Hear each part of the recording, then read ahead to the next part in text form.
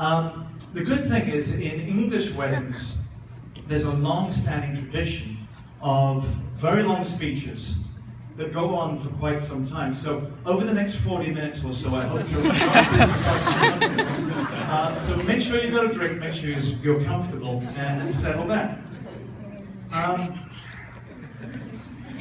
So a couple of memories of Kayla and Dan is what I wanted to leave you with a little bit today. And they're interesting memories, because I wouldn't use the word nerves so much as I use the word sensitivities. But I have a couple of memories that deal with a couple of my sensitivities for Kayla and for Dan. Nerves. Well, the first one goes back to when Kayla was about 11. And this sensitivity of mine is about drama. I'm not really into drama very well. And when it crops up in front of me, I pay attention for a moment and I'm not interested. So this one sunny day at Hammonasset, you'll remember this. Hammonasset, we were camping with Kayla, and she was about 11. I don't know what got into Kayla's head, but she wanted to come to me for reassurance that she was pretty. So, okay, that's a pretty simple question for a father. Am I pretty? Yes. Okay, let's do it. I'm a very practical man. But that wasn't good for Kayla. No, Daddy! Really, am I pretty? Yes, Kayla, you're pretty. No, I'm not! My girl's my bangs, and the whole story. So this went on what seemed like about 20 minutes, and at which point I said, that's it. I've reached well over my limit for sensitivity on that. So as luck would have it, along comes a little van with two young ladies about 18, 19 years old. And they're working for Hammonasset. They're driving the work van. And immediately, I hatched a plan. So they came along.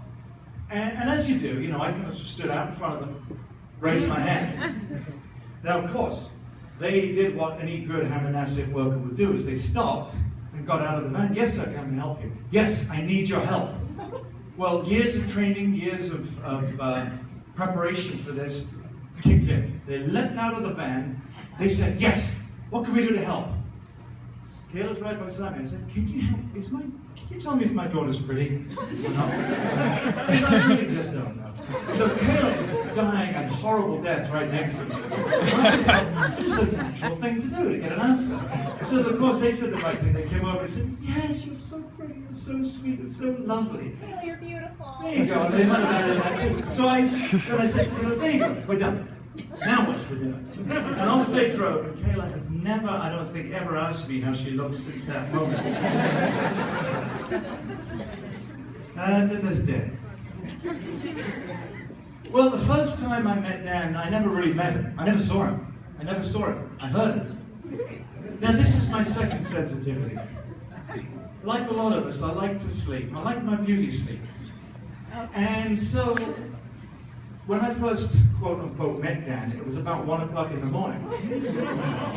And I woke up to Krista, all bubbly and wide awake. And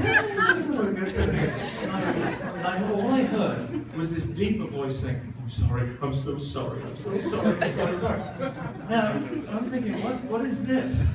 Well, the long and short of this story is that Dan had gone, as a good gentleman that he is, had gone across to visit Kayla at Central Connecticut State University. And they were listening to music in the car, so I'm told. And when the battery of Dan's truck died, so they had to hop in Kayla's car, come back to her good old parents to get a jumper cable. Now, I, of course, didn't help in the slightest with this, but Krista was up trying to find the jumper cables. I went back to sleep. That was my first meeting of Dan. 8 months passed. It was the middle of the night again, as I remember. And Kayla and Dan had gone to see a concert over in Hartford. And what was I doing at 1 o'clock in the morning? What I like to do at 1 o'clock in the morning. I was asleep. And my phone rang. 4 words from Kayla's mouth sent a shudder through me. Daddy, you've got a problem. And whenever I hear Kayla say that, I take a deep breath because I know something bad is coming my way. I said, okay, what's wrong, Kayla? Well, Danny, by the way, it was your fault. Danny parked his truck in McDonald's and it got towed. You gotta come and help us. Oh yeah? Thank you. So, the next thing I find, when I should be sleeping, I'm up, I'm at the ATM, I'm taking out $100 cash, I'm driving to some, I don't know where they were, near the Meadows, I think it's still called the Meadows up in Hartford. Get in the car, we drive to some seedy part of Weathersfield. You're trying not to remember this damn, I know. Some seedy part of Weathersfield where I handed $100 cash. Again, all I can remember from that was, I'm so sorry. Sorry. It's all right. We're fine. So we finally got home about 3:30 in the morning. Got back to sleep and got up again. So that's good. Damn. But of course there is the honeymoon on Monday. And 6 a.m. flight for Bradley. I'll let you finish the story who's driving him to the airport. And I will tell you a couple of things over those stories though. Kayla?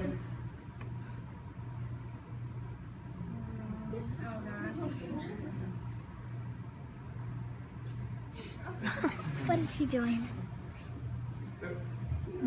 I should start with Dan first. It's easier. Yeah, there was two girls that Ham and I said, couldn't any more right? You're beautiful. You could look more beautiful.